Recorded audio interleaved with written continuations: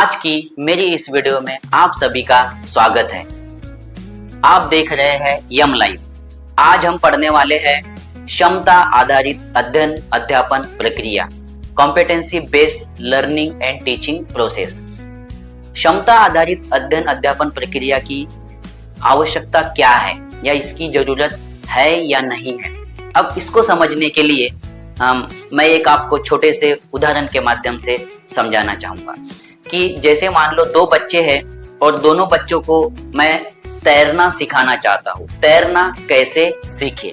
अब दोनों बच्चों में से एक बच्चे को मैं क्या करूंगा कि उसको मैं तैरना कैसे सीखे इसकी एक किताब दे दूंगा, पुस्तक दे दूंगा, जिसमें कि या फिर मैं उसको उस किताब के माध्यम से उसे समझाऊंगा कि कैसे तैरा जाता है, कैसे पानी में जाया जाता है, क्या मूवमेंट करनी होती है, क्या एक्टिविटी करनी होती है, पानी का लेवल कैसे समझा जाता है। इसके बारे में उसे मैं पूरा का पूरा सखोल जानकारी एग्जाम्पल उदाहरण के माध्यम से समझाऊंगा। वही दूसरे विद्यार्थी के साथ मैं क्या करूंगा कि दूसरे विद्यार्थियों को मैं तैरने के लिए किसी पानी की जगह पर लेके जाऊंगा। नदी या कोई तालाब हो सकता है या जो भी इंस्ट्रूमेंट हो सकती है, जो भी जगह हो सकती है वहां पर, और मैं उसे बार बार वहां पर प्रैक्टिस करवाऊंगा। पानी में लेके जाऊंगा। पानी में ले जाने के बाद में बताऊंगा कि कैसे पानी में हमें मूवमेंट करनी होती है, हाथों की मूवमेंट कैसी होती है, पाँव की मूवमेंट क्या होती है, कैसे ब्रीदिंग होती है। तो ये सब प्रोसेस का मैं उसे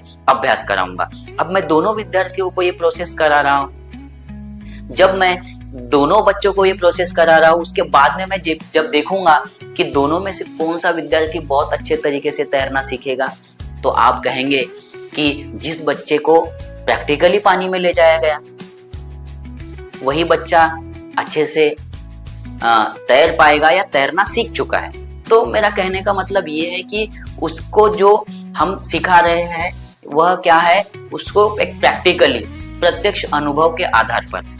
तो वही है कि जो क्षमता आधारित अध्ययन अध्यापन का उद्देश्य यही है कि भाई उसके ज्ञान और कौशल्य के विकास के लिए उसे जीवन में जो उपयोगी चीजें हैं उसका प्रत्यक्ष अनुभव होना चाहिए, तभी उसके ज्ञान और कौशल्य का विकास होगा।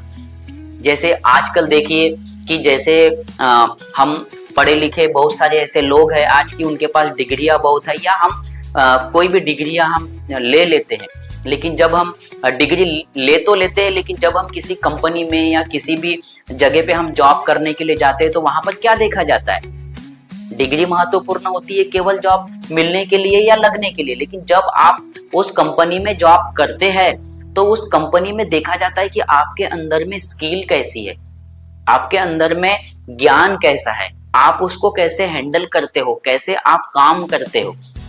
तो इसका मतलब ये है कि हमें डिग्रियों के साथ साथ, डिग्रियों का बहुत सारी जगह तो ऐसा भी होता है कि किसी व्यक्ति में डिग्रियां नहीं होने के बावजूद भी वह उस काम को अच्छे से कर पाता है, तो उस कंपनी में उसे अच्छी सैलरी या अच्छी पगार मिलती है। तो हम विद्यार्थियों को ऐसा क्षमता आधारित अध्यापन करवाएंगे कि भाई वो आगे आने वाले समय में डिग्रियों पे निर्भर न रहे, वह अपनी क्षमता, अपने कौशल्य का विकास कर पाए और उस आधार पर वह अपने काम को सीख पाए।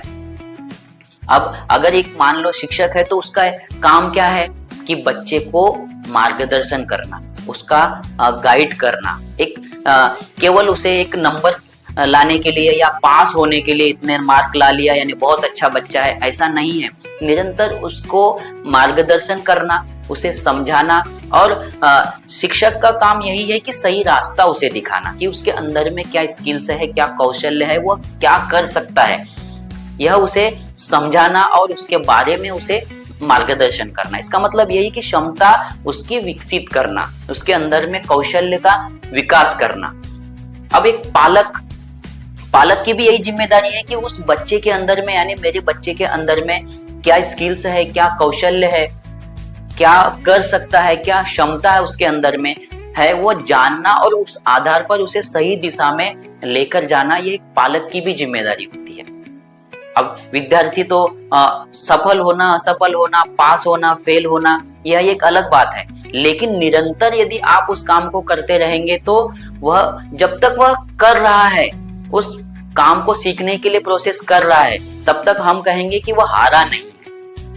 जब वो छोड़ दे वो बात अलग है, जब छोड़ दिए तो उसका कोई अर्थ ही नहीं निकलता। तो जब तक वह किसी काम को कर रहा है तो वह सफल हो जाएगा। यानी शिक्षक, विद्यार्थी और पालक के लिए यह जरूरी है और आज की आवश्यकता है। आप मुझे मेरे वीडियो में कमेंट करके बता सकते हैं कि क्षमता आधारित अध्ययन अध्यापन जो प्रक्रिया है इसकी जरूरत है या नहीं है। और दूसरा ये भी आप कमेंट करके मुझे बता सकते हैं कि डिग्रियां और कौशल्य इसमें कितना महत्वपूर्ण है कि भाई डिग्रियों में और कौशल्य में आपको क्या लगता है कि भाई क्या महत्वपूर्ण है।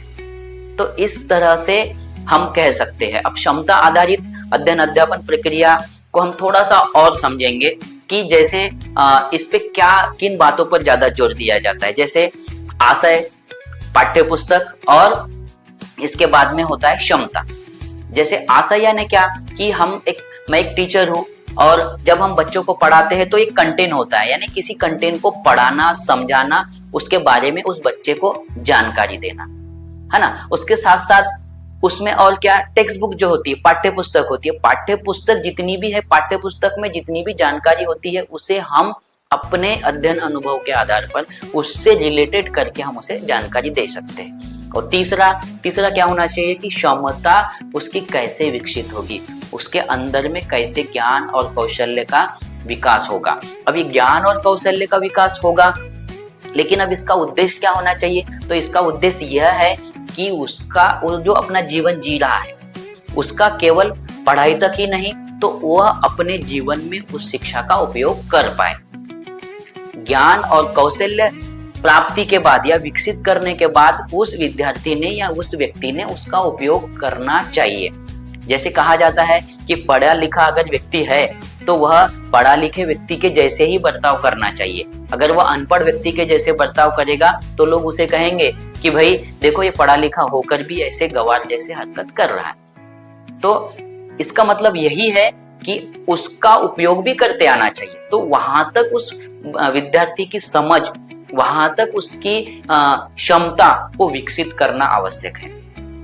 अभी ये जो नई अध्ययन अध्यापन जो प्रक्रिया आई है या क्षमता अध्ययन अध्यापन जो प्रक्रिया है कि राष्ट्रीय शिक्षण धोरण या एनईपी जो है उसमें जो दिया गया है कि भाई बच्चों को जो पाठांतर पद्धति होती है उस पे जोर न दे करके ज्यादातर उसको समझ और आकलन पर ध्यान दिया जाता है ना। इसकी विशेषता यह है कि भाई उसका पाठांतर पे ध्यान न देते हुए उसको समझ और आकलन पर ध्यान दिया जाए। और इससे होगा क्या, क्षमता आधारित अध्यापन करने से उस बच्चे के अंदर में उसका व्यक्तिगत डेवलपमेंट होगा, यानी पर्सनल उसका विकास होगा, उसका वैयक्तिक विकास होगा। क्योंकि हर एक बच्चे के अंदर में अलग अलग गुण है, वह अपनी गति के अनुसार, अपनी क्षमता के अनुसार वह उसे हासिल कर सकता है।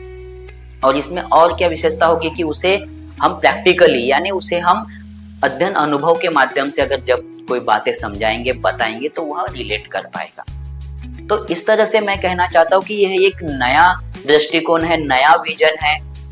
यह पद्धति जो है यह बहुत ही अच्छी पद्धति है और इससे बच्चों का बहुत अच्छा विकास हो सकता है और उनके लिए बहुत ही कारगर साबित हो सकती है।